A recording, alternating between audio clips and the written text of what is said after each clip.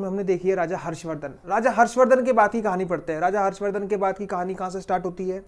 Medieval history आपने पढ़ी होगी, सबने पढ़ी है। मध्यकालीन भारत, दिल्ली सुल्तान, दिल्ली के सुल्तान के लोग यहाँ पे आने लगे थे। तो अभी मैं आपको क्या बताता हूँ कि पहले हिस्ट्री के बारे में बात करते हैं। अब जैसे हमें ये सुल्तान है, इन सब के बारे में पता कैसे चलता है? जो हमारे इतिहासकार हैं, जो हिस्टोरियंस जिन्हें हम कहते हैं, तो ये लोग कहाँ से पता चीज़ें करते हैं? तो मैं एक एग्जांपल लेता हूँ, अरब और एक फ्रेंच मैप बनाने वाले का, कार्टोग्राफर जिसे मैं कहता हूँ। तो दो मैप बनाने वाले थे, एक है अलीदर्शी और एक फ्रेंच कार्टोग्राफर हैं जो हमारे भारत देश में आया करते थे अक्सर कर।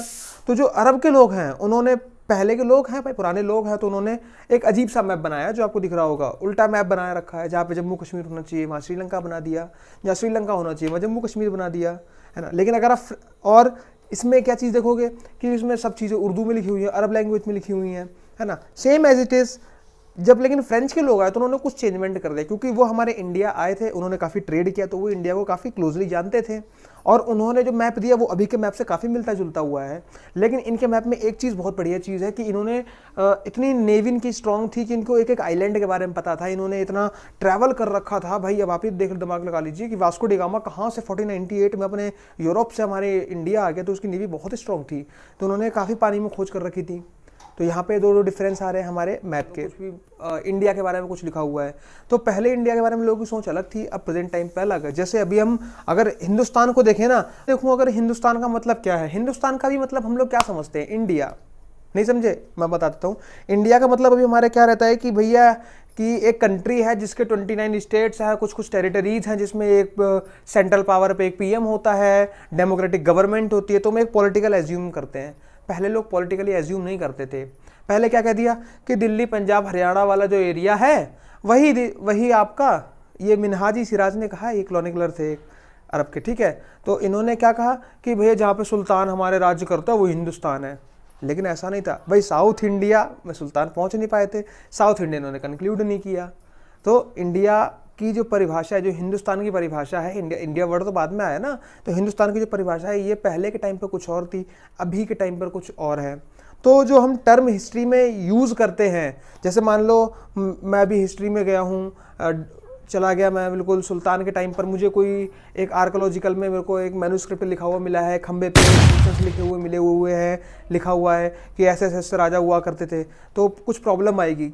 अभी मैं अगर उस राजा वर्ड यूज़ करता हूँ तो राजा अभी मेरे लिए क्या होगा? जो सबका हेड हो। पुराने ज़माने में राजा कुछ और कहा जाता होगा। तो जो कॉन्टेक्स्ट होते हैं वो धीरे धीरे। एग्जाम्पल और बताता हूँ मैं, एक वर्ड और। अभी अगर हम देखें फॉरेनर, फॉरेनर हमारे लिए क्या होता है अभी के टाइम पर? किसी को पता है फॉरेनर क्या होता है हमारे लिए? अभी हमारे लिए क्या है? विदेशी।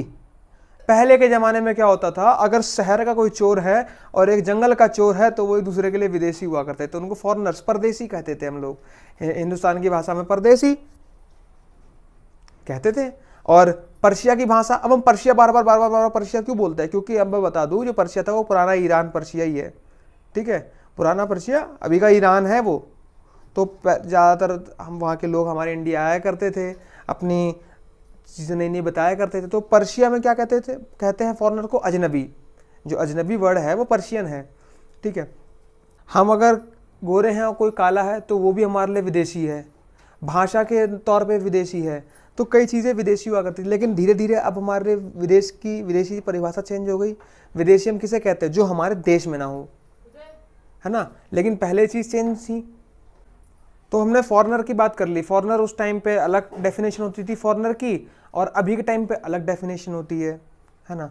विदेशी टाइम टू टाइम चेंज होता रहता है। तो यहाँ पे हिंदुस्तान एक वर्ड चेंज हुआ, एक वर्ड फॉरेनर चेंज हुआ।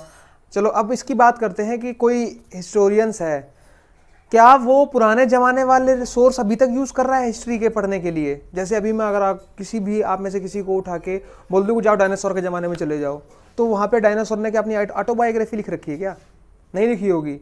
वहाँ पे हम कैसे पता लगाएंगे? जो वहाँ के पत्थर हैं उनको देख के पता लगाते हैं। कार्बन डेटिंग सिस्टम होता है ना, उससे पता लगाते हैं। अगर मैं एंशिएंट हिस्ट्री की बात करूं तो जैसे हमें इंडस वैली सिविलाइजेशन मिली है, आर्कोलॉजिकल सर्वे देख देख के हमें पता चलता है। अगर मैं मिडाइवल हिस्ट्री की बात करता हूं तो ऐसी कई सारी बुक्स लिखी हुई हैं जिनसे मुझे पता चलता है। तो time to time source vary करता है कि क्या हिस्ट्री में चीज़ें लिखी गई थी, और चीज़ें बदलती रहती हैं। कैसे बदली?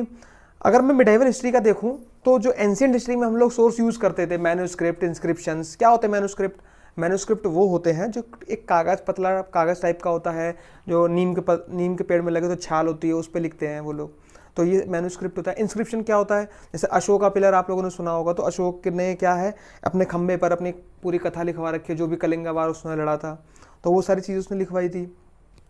तो ये मैन्यूस्क्रिप्ट और इंस्क्रिप्शन होता है। ये भी तरीके लोग यूज़ कर रहे थे हिस्ट्री को पढ़ने के लिए। सिक्कों से हिस्ट्री निकाल रहे थे, मॉन्यूमेंट्स से हिस्ट्री निकाल लेते। लेकिन एक चीज़ में और चेंजमेंट आया भाई साहब, आपको बता दें, एंशिएंट हिस्ट्री में कागज़ यूज़ नहीं होता था। इस टाइम पर कागज़ धीरे धीरे लोगों ने यूज़ करना स्टार्ट कर दिया। तो कागज़ जब यूज़ करना स्टार्ट कर दिया तो इस टाइम पर क्या हो गई, बुकें लिखने लगे लोग, ठीक है। लेकिन एक प्रॉब्लम और है, जैसे अभी एंड्रॉयड फ़ोन कुछ दिन पहले हर एक अमीर इंसान के पास हुआ करता था, लेकिन गरीब के पास नहीं हुआ करता था। सेम एज इट इज़, कागज़ भी उस टाइम पर जो अमीर लोग हैं वो यूज़ करते थे, गरीब लोग नहीं यूज़ करते थे। और उस टाइम पर और भी प्रॉब्लम हुआ करती थी ये बुक्स लिखने में। क्या प्रॉब्लम हुआ करती थी, अभी आप ही बता दो। एक मैन्यूस्क्रिप्ट लिखी हुई है, मैन्यूस्क्रिप्ट मतलब कागज़ पे कोई चीज़ लिखी हुई है, क्या आप उसे कॉपी कर सकते हो? पूरी इतनी मोटी कोई बुक है। अगर आप ये एक्सपीरियंस तब कर पाओगे जब आपने अपने किसी दोस्त की कॉपी एक दिन स्कूल जाने से पहले जब आप करते हो ना पूरा होमवर्क, तो जब आप पूरा होमवर्क करते हो, आप 10-15 पेज लिखते हो, तो आपको पता चलता है कितनी बड़ी बात होती है लिखना। तो ऐसे ही कोई उस टाइम पर बुक लिखी किसी ने अपनी, उसकी कई सारी कॉपी बनाना बहुत बड़ी बात है, कौन लिखेगा इतना? तो इतना नहीं लिख पाया। और एक चीज़ और, जब आप अपने दोस्त की राइटिंग देखकर अपने में होमवर्क करते हो तो कुछ चीज़ चेंज होती है। कैसे चेंज होती हैं? कुछ ऐसी उसमें लैंग्वेज लिखी होती है जो आपको समझ नहीं आती है, और आप अपने आप इमेजिन कर लेते हो और अपने मतलब मन से मतलब बना लिया और आपने लिखा। अब आपकी जिसने कॉपी करी उसने कुछ और कर लिया। तो यहाँ से जो चीज़ शुरू हुई, यहाँ पे जिस चीज़ को शेर बोला गया, यहाँ पे आगे जाके वो चीज़ राख बन गई। मतलब चीज़ें बिल्कुल चेंज हो गई हैं। तभी एक ज़ियाउद्दीन है, उन्होंने 1960 में जो कहानी लिखी थी पूरी अपनी, जो उन्होंने पूरी एक स्टोरी लिख रखी थी, जब उनने 20 साल बाद वही स्टोरी नए वर्जन में लिख के उसको चेंज किया था, नई नई हिस्ट्री पढ़ पढ़ के, तो वो अपनी भाषा खुद नहीं समझ पा रहे थे। तो ऐसे धीरे धीरे हिस्ट्री चेंज होती रही। हिस्ट्री हमेशा चेंज होती है, ठीक है। क्यों? उनके सोर्सेज की वजह से।